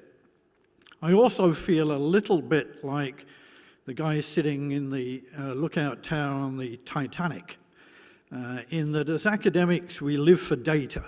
We need data, we argue, you can't make policy, you can't do anything if you don't have the facts. But at the same time, if I was the guy in the crow's nest on the Titanic and I saw the iceberg and I yelled to the captain, there's an iceberg ahead, and he said, well, how big is it? How dense is the ice? I'd say, it doesn't matter, it's bloody big, turn us around. And I think, as Jeffrey said, there's a lot of issues there that we do know enough to know that we have problems. And so, you know, how do we get around the problems? How do we overcome them? I'm taking sustainable tourism in a simple, generic sense of meaning a more equitable, a greener, and a future-looking tourism. There are millions of definitions of sustainable tourism, most of them similar but different enough that we talk at cross purposes many times. What is important, I think, in the context of this morning, is whether digitalization in all its forms can actually move tourism in that direction of making it more sustainable. I think the elephant in the room we heard about yesterday, particularly of transportation, of course, means we can never have sustainable tourism. It is a guiding fiction, as a couple of my American colleagues calls it. It's something to aim for, but it won't be there when we get there, it will have moved on. and so we keep following a dream. We have to have ideals, we have to have dreams, but we don't always actually get to them. And the transport is the problem we have difficulties overcoming. We do have a number of problems. One is tourists in general are not very responsive to sustainability arguments. They don't like to change their holiday patterns. Despite all the dynamism in tourism, there is tremendous inertia about what we do, where we go, when we go, and so forth. It is very difficult to turn the ship around. The bigger the ship, the harder it is to turn. The more time it needs, the more energy it needs to change it. Secondly, the big enemy to sustainable tourism, mass tourism, for most people is cheaper, easier, involves less effort than any other form of tourism, which is why it's mass. And it might even be greener per capita than many forms of what we call ecotourism or sustainable tourism. And lastly, of course, there are well over 1 billion international tourists and a lot more who are not international. So, what can digitalization do? Well, I'm too old to be digitalized, pretty much. I have a mobile smartphone, but most of the time it's switched off because there's only my family that know the number, and I don't use it for much else. But it can provide much more accurate data on actual and anticipated numbers of tourists to specific locations. We are still relying heavily, for the most part, on estimates, aggregates, wishful thinking. Now, knowledge is power. To change the SAS definition from who dares wins, it's who knows rules. If you have the knowledge, you have power and you have influence. And knowledge should enable us to control and manage people and resources. The new information that's becoming available can show the spatial patterns of tourists, as we've seen, their length of stay, their characteristics, their preferences, their behavior. The big advantage that we should get now is that we can do this in real time. Over 30 years ago, I supervised a project to try and find out where tourists were going in the winter in Canada. There was a big concern about the winterization of second homes. Lots of people were going to use their summer cottages in the winter, but the local authorities had no idea how many, which ones, where they were going. They had problems like garbage collection, road clearing, fire coverage, water supply, and so forth. Now, moving around in Canada in the depth of winter is not easy. So we came up with an idea to use infrared thermal imagery. So we hired a plane from the Canada Centre for Remote Sensing, flew it over the area we were looking at, got the data back, and were able to analyze and identify specific cars, specific houses, and so on, and have a very detailed, accurate measure of how many people were there at particular times. But it took us nearly 2 months to get the data. So by the time we got the data, it was spring, and they'd changed their pattern of coming. Now, we could do that the next day, and it would be much more effective for the planning agencies, the utility companies, and everybody else to do it. So that, I think, is the real potential advantage of digitalization. Not just getting the information, but getting it promptly and accurately. I had a newspaper clipping I picked out of the Times last week, which says, phone signals used to predict traffic flow.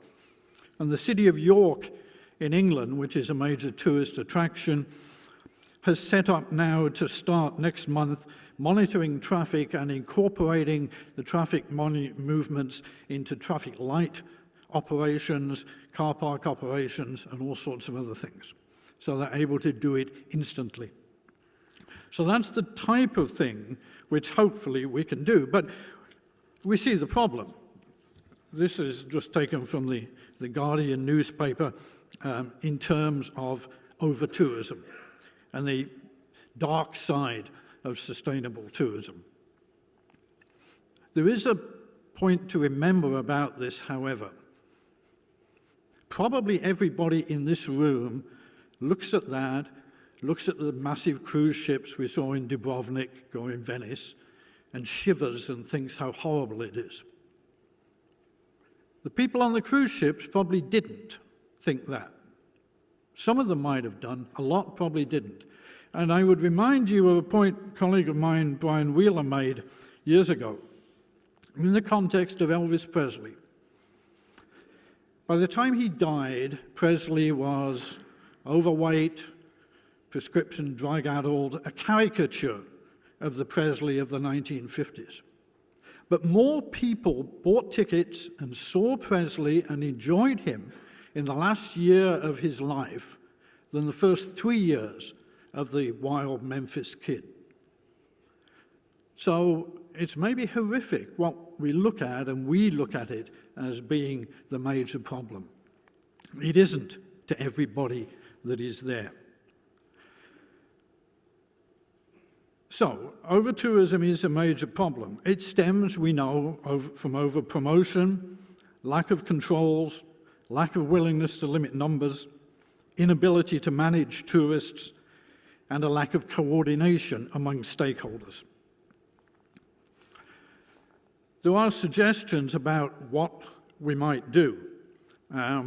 Personally, to go back to the Titanic, I think, unfortunately, many of the suggestions are rearranging the deck chairs on the Titanic while it sinks. The kind of thing that has been put forward by travel writers and by some fellow academics, stay with locals instead of staying at the mass hotels.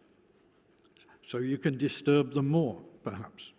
Go at a quieter time and make that busy. Seek out and visit places that are not yet popular and make them popular. None of those alternatives actually solve the problem. They spread it around.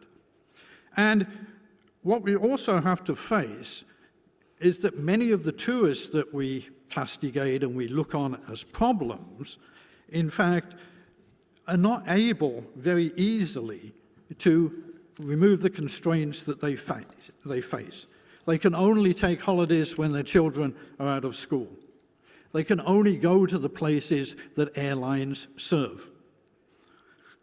If they stay with locals using Airbnb, for example, one of the great advantages and inventions of digitalization, then we see all sorts of problems. We saw the example of Palma. Paris is suing Airbnb for failure to pay taxes. So it's not all rosy, although it makes a great deal of difference to many tourists. So I would argue partly, as long as there's a refusal to accept that numbers are a problem, then there will not be effective solutions. And we do keep hearing from UNWTO, numbers are not the problem. They are. It's not just numbers, of course. It's where they are. It's what they're doing. It's how they get there. It's overuse and misuse of destinations. But if we fail to plan for limits and controls, then it leaves destinations very vulnerable and it misses the opportunity to manage tourism. It's hard to argue with Barcelona, with Edinburgh, with Venice, with Dubrovnik, that numbers are not the problem. In certain situations, they definitely are the problem. So, what could digital tools do? Well, improve the anticipation of behavior, providing better data on bookings and the possibility of remedial actions. Most destinations do not know how many people are coming exactly. They may know how many planes are coming, but airlines are highly dynamic. Jeffrey talked yesterday about two people in a small DMO office making decisions. Increasingly, it's two MBAs in an airline office making the decisions. Emirates can yank their 380s tomorrow, if they choose. And they can do it very quickly, and they know where they'll send it next instead of here, and they'll know what they're going to do, and they'll know it very fast. The destination all too often finds out later. And if you look at European short-haul destinations served by Ryanair, now the largest airline in Europe in terms of passenger traffic, and EasyJet, and the other survivors of the low-cost airlines, they cancel flights, they change routes, they change services at the drop of a hat as it suits them, not as it necessarily suits the destination. And that is part of the problem. The digitalization helps the industry, it helps the demand side, it helps the supply side very little. So the digitalization is driving and assisting demand generation, promotion, servicing. We need to move it to better balance, to better serve the supply side. It should allow better scheduling of visits and opportunities. Turnstiles at Venice, I've taught in Venice on and off over the last 10 or 12 years. And each year I've gone, fortunately in the winter when it's quieter, it's still getting busier. And they're still talking about what they're going to do. It is really an insurmountable problem. You can't tell people to go somewhere else. Venice is Venice. And if you come from China, if you come from North America, you want to see Venice.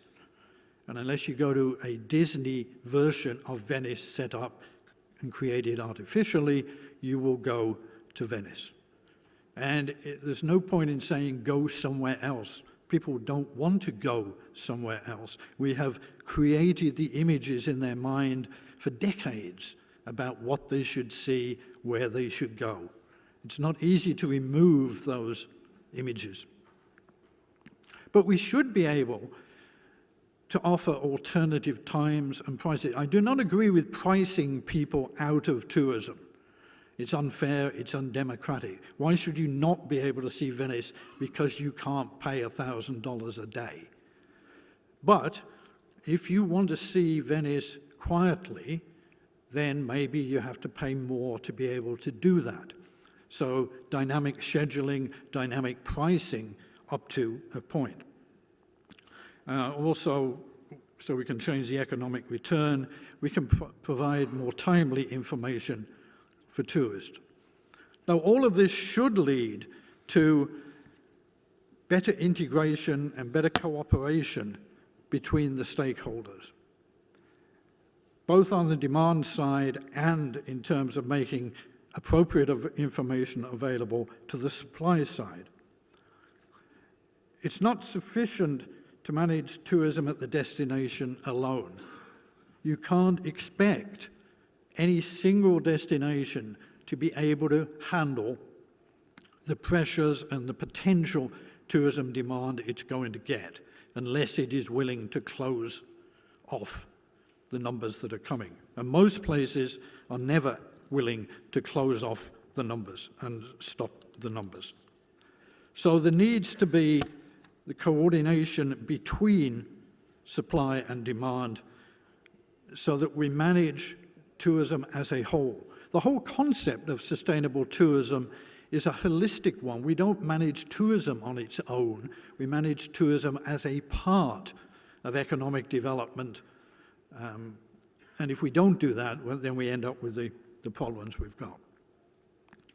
So we should be able to better identify the pressure points, provide better information for managers so that they can provide alternative opportunities. We should be able to better monitor particular species, habitats, to improve viewing opportunities for tourists and to reduce disturbance to the environment. One of the big issues, and I speak as a geographer who's had a bit of environmental training, is that almost no one in tourism is a physical scientist. So we talk about climate change, and Jeffrey said, you know, would you rather listen to Al Gore on climate change or him? I would hate to listen to Al Gore. I find him boring and I find him inaccurate. I would rather listen to a meteorologist or a climatologist, but even as a geographer, I'd have some trouble understanding them. But the point is, if we're talking about environmental management, we need people who are trained as environmental managers, not as MBAs, not as economists, not as politicians. And we don't have them very much in tourism at all. I've taught in tourism on and off for 45 years, and it's rare to find students who are interested in biodiversity, in botany, in climatology, in marine science, and tourism. They're interested in tourism, economics, business, political science. And it is a concern, if we are really worried about the environment, that we don't have the people in tourism who have the environmental background to be able to help us. And monitoring should enable better enforcement of controls and regulations.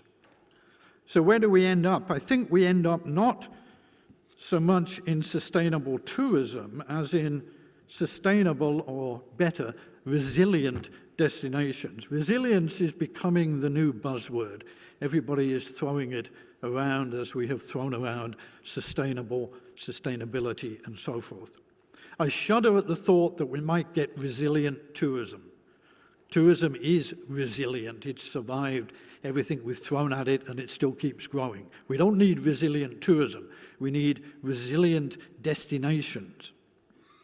So we need to improve the ability of destinations to withstand visitor pressure as part of the sustainable development process. A more resilient ship, double-hulled, better waterproofing, better bulkhead doors and so on, might have survived the iceberg, but it didn't. We need to adapt to the forces of change, and so the more we know about the forces, the better able we are to adapt.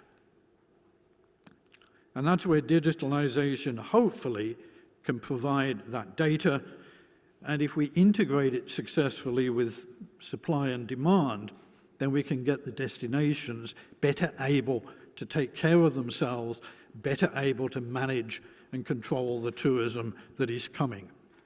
We've seen, as Jeffrey said, the enemy, and it's us. I don't think we're the enemy, we're just the problem. And problems can be overcome, but they're not going to be overcome unless we are really determined to do it, and we're determined to protect the areas to which they're going.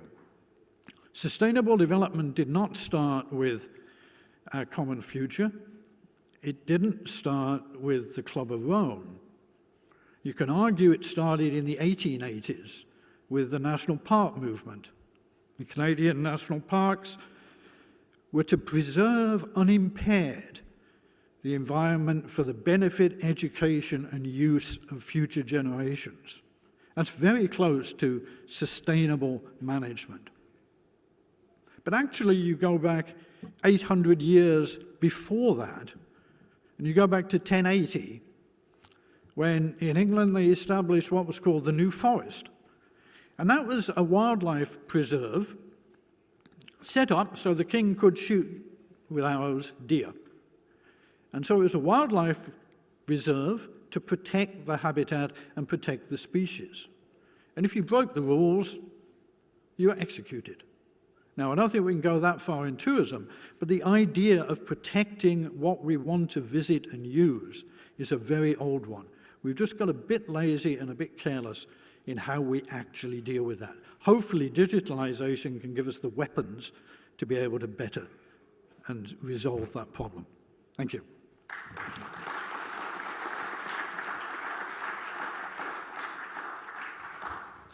Thank you, Richard. I think we have time for 2 questions, so I'll open the floor to question now, and please let us know to whom you're addressing your question. Thank you.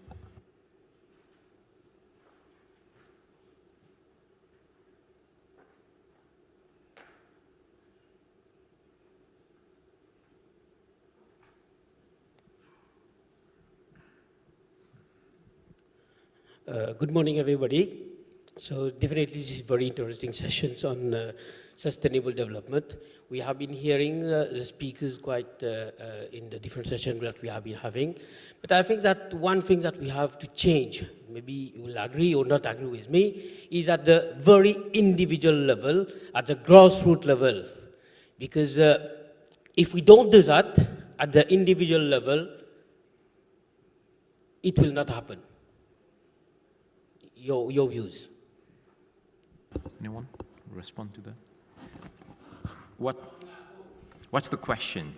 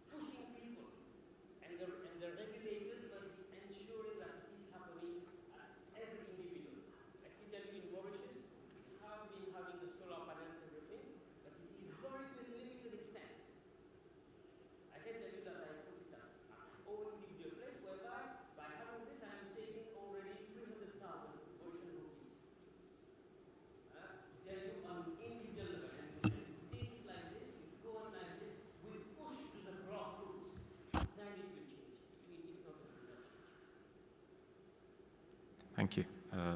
Any other questions?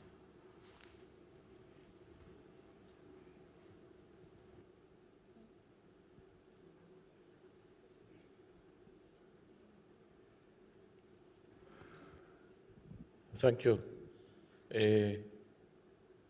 It's not a question, but an observation. Since the first day we are here, I wanted to make this observation. I'm at Marchanto. I'm a trade unionist. I have been invited to participate in this today's conference on sustainable tourism.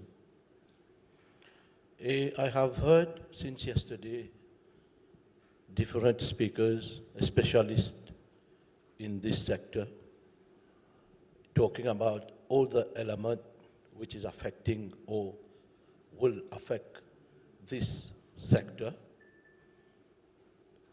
All the aspect is related to the future and economic aspect which are being treated here. And also, I heard that stakeholders should be involved in the discussion. Unfortunately, I can see how the repartition of speakers have been in this conference. And if in such conference we do not involve all the stakeholders, that is also the workers' representative, we will not succeed in sustainable tourism. Thank you.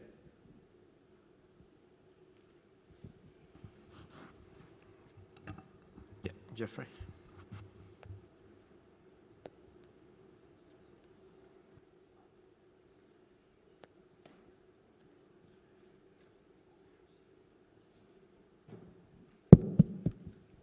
It's partly a question, but it's mostly a comment, if I can.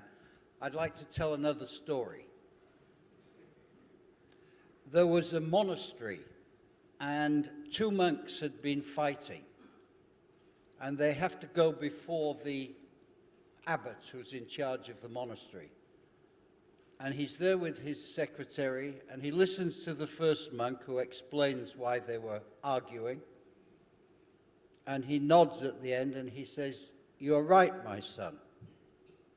And then the second one comes in and the first one goes out, and he listens to the second one, and he goes out, and before he leaves, he says, "You're right, my son." So when they've both gone, the secretary turns to him and says, "Father, I don't want to be rude, but these guys had completely opposite positions, and you told them they were both right." And he said, "You're right, my son." And the reason I tell that story is I listened to all 4 speakers this morning, and everybody's right. There is not a magic solution. I listened to the gentleman who just spoke, and he talked about the man who said we have to learn at home, and the man who said you have to have the stakeholders. All of these are solutions which can only be developed over time and adapting to different circumstances in different places, because the world is full of those mosaics which are different places. The fundamental issue that the scientists have told us is if we don't get it fixed in the next 30 years, it won't matter whether anybody's right or not. So I listened this morning to 4 excellent presentations, and they're all pieces of this challenge. And we shouldn't be disillusioned. Of course it has to happen at home, but as Richard said, there's 1 billion people. And there's going to be twice as many people on the planet by 2050. And it takes a long time. But, as Chairman Mao said, the long march started with a small step. And the fact that people are talking about it in this fashion and raising those issues, yes, you need to get the stakeholders. There's a new organization called Uniting Travel. Who's it uniting? The same people who always have been uniting. It doesn't have anybody at the base of the pyramid. Only when they find out they haven't got it right will they say, ah, yes, we should get the people at the base of the pyramid. Time is the biggest issue, and recognition, and that's what Paris did. It set targets till 2050, and it set 2 degrees because that's all they could achieve at that moment. Every scientist knew it's not enough. But it also set a process for intensifying the targets over time. When that window of opportunity comes, when some terrible disasters occurred, and people say, what do we do now? And if you have that perspective, you can accept the views of people who you might not agree with completely. And when Dirk has got all of those SDGs measured and managed, because the organization puts enough money and enough resources and makes it a high enough priority, it might take 10 years. You have to do them all. You can't self-select. Jeffrey, I think one last question, the guy at the very back near the mirror, and then I close the session. I think Dirk wants to react to Jeffrey's comment. Yeah, I wanted to react to the first 2 questions/comments from the floor. This panel was invited to discuss or reflect on digitalization and sustainability. In that context, we might have not addressed all issues of sustainability, and that was not the purpose of the panel. But I wanted to come back to you beyond the element of analysis. And that's what I heard in both questions, when there was the comment of individual action and the other of stakeholders not being included in this process. Digitalization gives us right now an opportunity like never ever before to challenge or to encourage participation. Those of you, and I don't know how many, really took place in a town hall meeting where tourism development was discussed, might recall over there the stakeholders which spoke out. And there are very few. So far, it's basically the economic part, the hoteliers, the restaurants speaking out about what they wish tourism development should look like. Digitalization right now allows us to encourage other stakeholders. And I'm saying that really actively. Encourage other stakeholders, because we are no longer just arguing the economic case. Through digitalization, we are able, based on the current evidence and the time series we have, to do scenario planning. Who of you participated in scenario planning? Scenario planning is about what possibly could be the situation and the impact for myself. And that encourages you to participate in a discussion, because all of a sudden you start feeling an impact for yourself. The biggest problem in the past was, bottom line, to activate the stakeholders in a meaningful manner, to develop thoughts and opinions about their own future. If we, and that is the panel's discussion, through digitalization are in the position to build these models, to build these scenarios, we are getting a much more desired future. A desired future of tourism development in the places where we live. Ladies and gentlemen, that is what local satisfaction brings. That we are creating and shaping the future we want. Let not forget this opportunity of digitalization. So that was something which goes beyond analytics and is calling for participation of stakeholders. Thank you, Dr. Douglas. We'll have the final question and then we close the session. At the very back, please.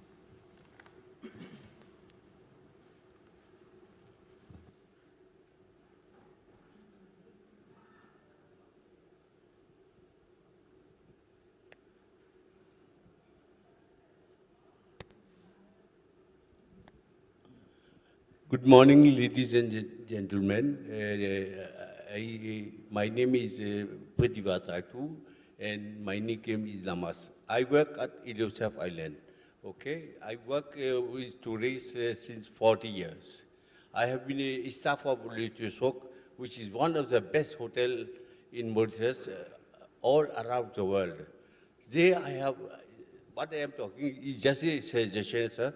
What I have done there, I have learned how to take care of the tourists. I want to say that I have done CVC. CVC means creating value for customer. When a customer is coming here, he's a guest, either he's a rich or he's a poor, he's coming in your country, he is a customer. You must be very, very careful. So everyone can work, I want to say. Everyone can work in a sugarcane field. Everyone can work in a textile. But with a tourist, you must be very, very careful. Because he does not know when he's coming to Mauritius. I am speaking to Mauritius. When he's coming to Mauritius, how the service will be. Either it will be good or not. So the aim of, I want to say that CVC means that if the guest is satisfied, if he is not coming, he's sending his guests. So we are remaining on working with tourists every time. And tourists nowadays in Mauritius is the best economic which bringing as much money. Directly and indirectly, all the people are getting their life. But mostly, some people don't know how to work with it. I have got a bungalow, you know, where the tourists of Saint Gerard leave the hotel there and they come to stay at my place. At my place, there's no suicide, but they are happy at my place because I am giving them a good service. Service and smile and the way you work with the guests is very, very careful. So I will not go longer. I have done the course of CVC, and now I am a concurrent of, I was a staff of GSEC, now I am a concurrent of GSEC. I do 125 covers every day in my restaurant on the island, and you have the 15 covers. That's why, because I have learned with them how to work with tourists, and I am giving the same service. Good. Thank you very much. Thank you very much, sir. I think we need more hosts like you, so thank you very much. I know you have more questions, but unfortunately we're restricted by time, so I suggest you pick up with our speakers during the tea break. Thank you very much for your attention, ladies and gentlemen.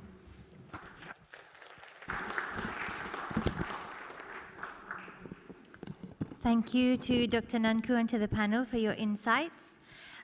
Just a few very quick announcements before we proceed to the tea break. We are moving on to plenary session 2 after the break, which is on redefining destination marketing strategy in the digital era, which will be held in this room. In parallel, the breakout session on tourism and the SDGs will take place in the Bel Air meeting room downstairs. So you may select one of the 2 sessions to attend. During the course of the day, we also make a humble request to all the foreign delegates to inform their liaison officers as to whether you would like to attend the catamaran trip tomorrow or the trip to the Casella World of Adventures, so that we can make the necessary arrangements. Thank you very much. I now invite you for some refreshments.